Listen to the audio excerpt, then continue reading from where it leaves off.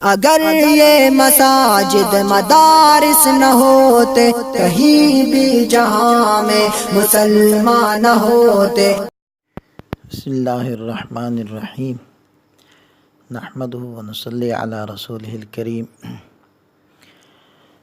چونکہ ہم نے علم النحو پڑھنے کے لیے اور اس کی بنیادی اصطلاحات جاننے اور سمجھنے کے لیے نحویر کا انتخاب کیا ہے، چونکہ یہ ایک متداول اور عام فہم اور آسان کتاب ہے، تو اس لیے سب سے پہلے ہم نحویر کے مصنف کے کچھ مختصر حالات زندگی وہ عرض کریں گے۔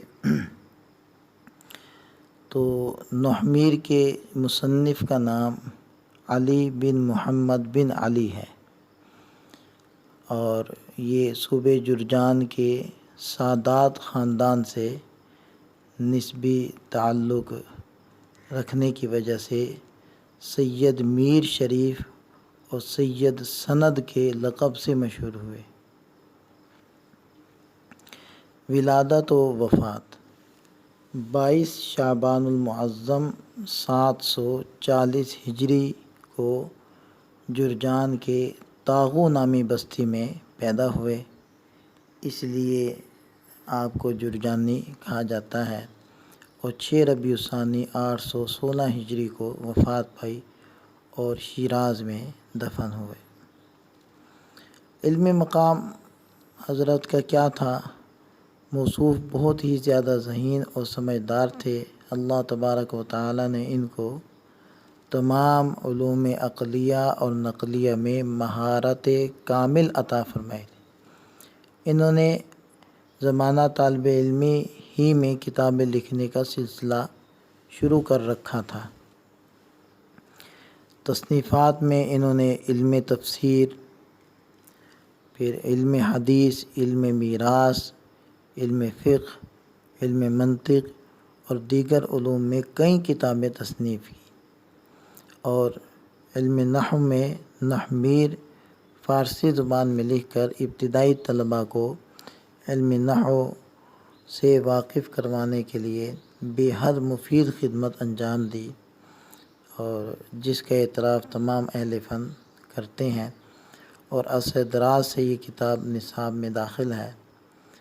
حقیقت تو یہی ہے کہ اللہ تبارک و تعالی نے اس کتاب کو ہر درجہ قبولیت سے نوازا ہے۔ واقعتاً قبولیت تو اللہ تعالیٰ کی طرف سے ہوتی ہے، بندہ اخلاص کے ساتھ محنت کرے تو اللہ تعالیٰ اس کو شرف قبولیت عطا فرما دیتے ہیں۔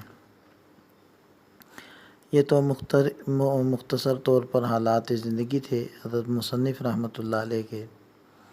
اب ہم ابتدائی طور پر چند ضروری باتیں، چند اصطلاحات اس کا تذکرہ کرتے ہیں۔ سب سے پہلی اصطلاح حرکت۔ حرکت کسے کہتے ہیں؟ زبر زیر پیش میں سے ہر ایک کو حرکت، اور تینوں کو حرکات ثلاثہ کہتے ہیں۔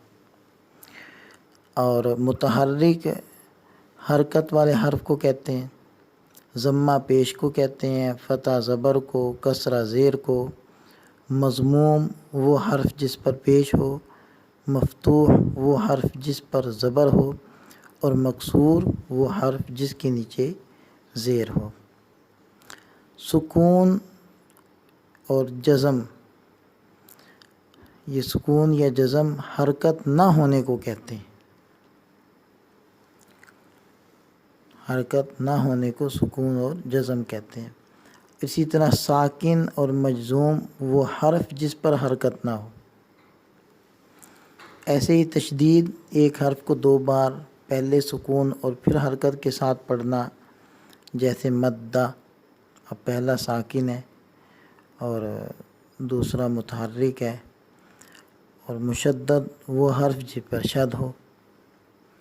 واحد، کسی لفظ کا ایسی حالت میں ہونا جس سے ایک چیز سمجھی جائے، جیسے رجل ایک آدمی، کتاب ایک کتاب، قلم ایک قلم، بابن ایک دروازہ، منزل ایک گھر۔ تو یہ دیکھیں ان تمام الفاظ میں ایک ہی چیز ایک لفظ سے سمجھ میں آ رہی ہے، اس کو واحد کہیں گے۔ اور تثنیہ کسی لفظ کا ایسی حالت میں ہونا جس سے دو چیزیں سمجھی جائیں، جیسے رجلان دو آدمی، کتابان دو کتابیں، قلمان دو قلمیں، سریران دو چارپائییں۔ اور جمع کسی لفظ کا ایسی حالت میں ہونا جس سے دو سے زیادہ چیزیں سمجھی جائیں، جیسے رجال کئی آدمی، کتب بہت ساری کتابیں، مسلمون بہت سارے مسلمان، یا اس جیسی دوسری، چاہے وہ جمع صحیح ہو چاہے وہ جمع مکسر ہو، بہرحال تمام جمع اس کے اندر آ جائیں گی۔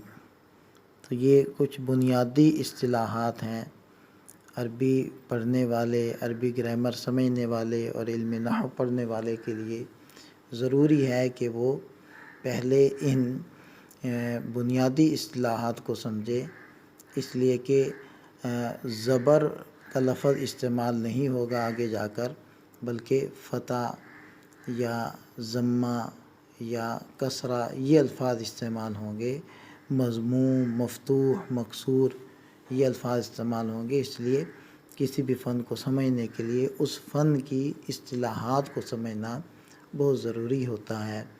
اللہ تعالی ہم سب کو توفیق عطا فرمائے۔